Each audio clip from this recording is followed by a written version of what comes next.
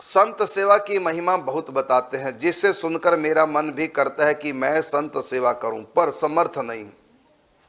प्रार्थना भी करती हूं कि सेवा मिले, पर नहीं मिलती, तो मैं संत सेवा करने के लिए क्या करूं। संत सेवा की तो बहुत महिमा है, ये तो आप सुन ही रहे हैं। श्रीमद् भक्तमाला ग्रंथ में आधे भक्तों की चर्चा के लिए यही साधन किया, संत सेवा। नाम जप और संत सेवा करके भगवत प्राप्ति कर ली, बहुत महिमा। अब आपका प्रश्न है कि मेरे पास समर्थ नहीं, इसके लिए है, देखिए एक ब्रज के भक्तमाल में कथा आती है। श्री विठलनाथ गोसाई जी के 7 पुत्र, उनमें एक गिरधर जी हैं, श्री गिरधर गोसाई जी।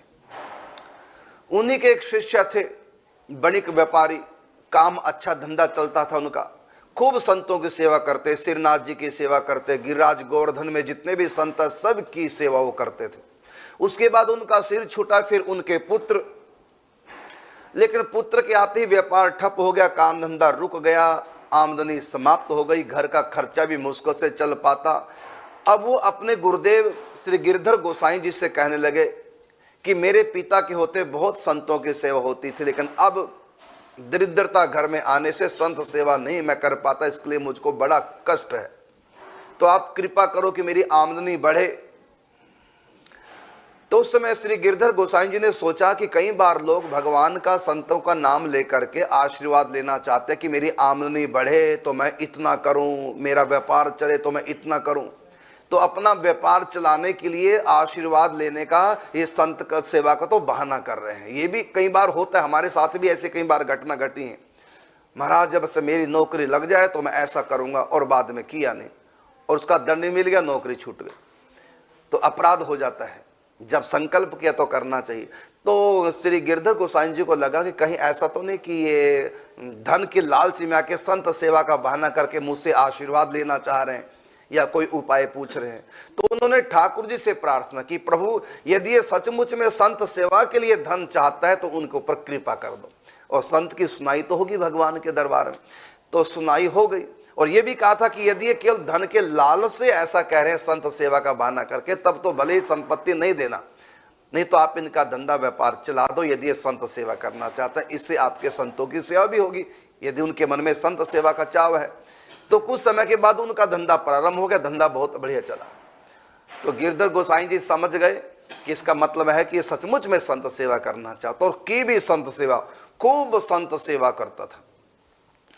तो इन्होंने सुना कि संत सेवा करने से जल्दी भगवत दर्शन होते हैं। तो संत सेवा करते महीनों बीत गए, साल बीत गए, लेकिन सपने में भी भगवान नहीं आए। तो फिर पूछा अपने गुरुजी से, गुरुजी मैंने इसलिए धन मांगा था कि मैं संतों की सेवा करूं, मेरे ऊपर कृपा हो, और भगवत दर्शन तो क्यों नहीं हुई अब तक। तो कहा कि बेटा संत सेवा से भगवत प्रेम जागृत होता है, और भगवत प्रेम जागृत होने से भगवत दर्शन होते हैं।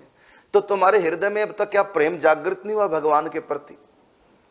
कहा गुरुजी पहचान क्या है, भगवत प्रेम जागृत हो गया संत सेवा से, इसकी पहचान क्या। गुरुजी ने कहा बेटा इसकी पहचान है आंखों में आंसू, विरह का व्याप जाना, कि मेरे आंखों में तो आंसू नहीं आते भगवान के लिए। श्रद्धा अवश्य है, भगवान को पाना भी चाहता हूं, लेकिन विरह में मैं व्याकुल हो जाऊं ऐसी तो मेरे भीतर नहीं। कहा अभी और संत सेवा करो, अभी तुम्हारे कई जन्मों के पाप हो सकता होंगे, अभी और सेवा करो, सेवा करने से और पाप कटेंगे। संत दर्श जिमी पातक टर ही, संतों के दर्शन से पातक टरते हैं, संतों की सेवा से और अधिक पाप खत्म हो जाते हैं। और करो संतों की सेवा, फिर और संतों की सेवा के साल तक, लेकिन फिर भी आंखों में आंसू नहीं आए भगवान के लिए। अंत में वो शिष्य अपने गुरु से श्री गिरधर गोसाई जी के चरणों में गिर के प्रार्थना करने लगा कि मेरा प्यार क्यों नहीं होता भगवान से, इतने संतों की सेवा कर रहा हूं। तो गिरधर गोसाई जी ने कहा, मन में सोचा कि क्या बात है, चलो मैं अपना प्रेम इनको उधार दे देता हूं थोड़ी देर के लिए, जिससे कि इनको भगवान के दर्शन हो जाए। ऐसा भी होता है, संत अपना प्रेम दान कर सकते हैं आशीर्वाद में। तो उन्होंने आशीर्वाद दिया कि थोड़ी देर के लिए मेरा प्रेम जो भगवान के प्रति वो इनको मिल जाए। थोड़ी देर के लिए प्रेम दान कर दिया। और कैसे प्रेम दान किया, उनको गले लगा के प्यार किया। और संकल्प किया कि मेरे दिल में जो भगवान के प्रति, बाल कृष्ण के प्रति जो प्रेम है, वो प्रेम इनका भी हो जाए, भले थोड़ी देर के लिए हो। और जो ही आलिंगन दान किया तो तुरंत उनकी आंखों में प्रेम के आंसू बहने लगे।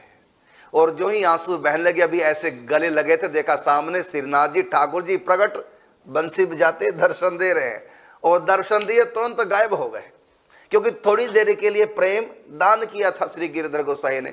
तुरंत ठाकुर जी गायब हो गए। अब ये व्याकुल है, तो सोच रहे कि इतना रो रहे हैं, इस समय इनको दर्शन हो जाने चाहिए थे, कि तुम रो रहे हो, तुमको दर्शन क्यों नहीं हो रहे हैं? उन्होंने कहा हो गए। फिर क्यों रो रहे हो? इसलिए रो रहा हूं कि ढंग से दर्शन कर ही नहीं पाया, गायब हो गए, तुरंत अंतर्धान हो गए। ऐसा क्यों? रोने लगे व्याकुल। तब मन ही मन प्रार्थना की श्री गिरधर गोसाई जी ने, गुरु जी ने ठाकुर जी से कि प्यारे, जब आप प्रकट हो गए थे, कृपा आपने की दास पर, तो थोड़ी देर तक रहते आप, तो एकदम अंतर्धान क्यों हो गए? जी भर के आपको, आपके दर्शन भी नहीं कर सका। आखिर भगत से क्या अपराध हुआ है? यदि कोई अपराध इनसे हुआ है, इतने दिनों से आपके संतों की सेवा कर रहे हैं, संतों की सेवा करने वाले के तो हृदय में आपका प्रेम जागृत होता है, और प्रेम से आप प्रकट होकर दर्शन देते हैं, तो आप कृपा पूर्वक प्रकट हुए, लेकिन एकदम अंतर्धान क्यों हो गए? तो भगवान ने कहा कि ये अपराधी है, इसके अपराध का परिमार्जन नहीं हो सकता। कहा प्रभु बता दीजिए क्या अपराध है, और ऐसा कौन सा अपराध है जो परिमार्जन नहीं हो सकता? का अपराध यह है कि इसकी संतों के प्रति बहुत निष्ठा, इसके पिताजी की भी थी और इनकी भी संतों के प्रति बड़ी निष्ठा, और सेवा के लिए ही इन्होंने तुमसे वरदान मांगा संपत्ति को, और संपत्ति मैंने दे भी दी, और ईमानदारी से संतों की सेवा भी कर रहे हैं। लेकिन इनमें एक कमी है, ये महद अपराध कर रहे हैं, मेरे संत का, मेरे भगत का अपराध कर रहे हैं। कि कौन से संत का अपराध?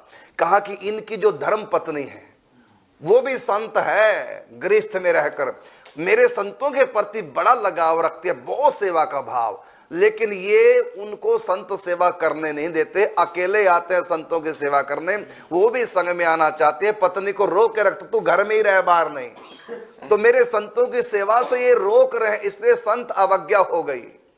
तो ये अपनी धर्म पत्नी को संतों की सेवा से रोकते हैं, स्वयं तो संत सेवा करते हैं, उसका भी मन है कि मैं भी संतों को परसूं, मैं भी संतों के कपड़े धोऊं, उसका भी मन में चाव पत्नी का, लेकिन पत्नी को रोकते हैं। इनकी पत्नी भी संत से कम नहीं है, संतों के प्रति आस्था रखती है पूर्ण, तो उनको संत सेवा से रोक रहे हैं। जो संतों की सेवा से रोकता है उसके ऊपर मैं नाराज हो जाता हूं, और जो किसी को संत सेवा के लिए कहता है, भले स्वयं ना कर पाए, दूसरों से करवा रहा है संत सेवा, उसके ऊपर भी मैं रीझ जाता हूं। अब ये स्वयं तो संतों की सेवा करता है, लेकिन पत्नी को रोकता है। इसको कहो कि अपनी पत्नी को न रोके, जब ये संत सेवा करने के लिए आए तो पत्नी को भी साथ लाए, तब मैं इसको खुश होकर दर्शन दूंगा। फिर अपनी पत्नी के पास गए, रोए, प्रार्थना क्षमा याचना की, और कहा आज से तुम भी मेरे संग संतों की सेवा करने मंदिर में जाओगी।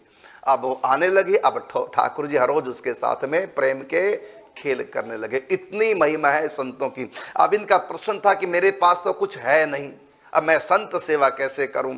तो आप भगवान से प्रार्थना करो, संतों से प्रार्थना करो कि मेरे पास ऐसी समर्थ है, मैं संतों की सेवा करूं। सचमुच में यदि आपका उस व्यक्ति की तरह भाव है संत सेवा का, तो भगवान संत सेवा की योग्यता प्रदान कर देंगे।